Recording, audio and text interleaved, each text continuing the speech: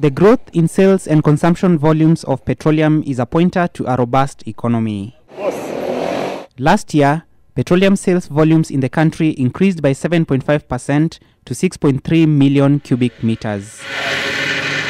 It is the skew of the consumption of the products, however, that has the Petroleum Institute of East Africa unsettled. The top three industry consumers of petroleum are retail outlets, resellers, and civil aviation, which account for more than 3/4 of the country's consumption. Those top three are concerned with the movement of persons, goods, and services, while manufacturing only accounts for 7% of consumption. There's no growth in key production areas like manufacturing, like agriculture, which is food. If there's no growth in those two, there's nothing to really be excited about. The manufacturing sector grew by 3.5% in 2016, compared to 3.6% in 2015. Credit to the sector decreased by 4.6% to 277.4 billion shillings last year, from 290.9 billion shillings the previous year.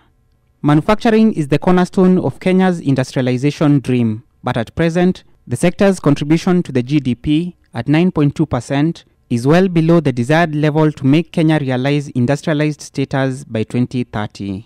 Manufacturing's contribution to GDP is meant to be at 15% by 2020, if the country is to be on course to achieve industrialized status by 2030.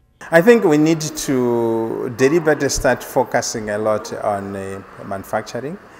Now, our level of manufacturing here is there, but it's at a Juakali level. It's mechanical. And what we should do in Kenya is organize all the Juakali production systems, automate them, bring the people in, let the artisans be upgraded, create a market for them, and that will trigger industrial activity. The Ministry of Energy, through the Energy Regulatory Commission, has engaged a consultant to undertake a study on the processes, costs, and logistical aspects of the petroleum supply chain in Kenya with a view to informing adjustments to the pricing formula.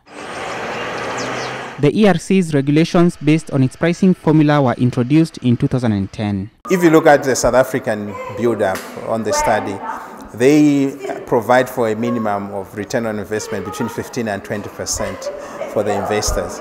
Here it's very low. If you look at publicly listed companies, they're having between 5 and 8%. So you borrow money to invest at 14%, but you invest that money and gives you a return at 5%. PIEA is proposing that a complete review of the structure of the ERC's pricing formula ought to be carried out once every 3 years.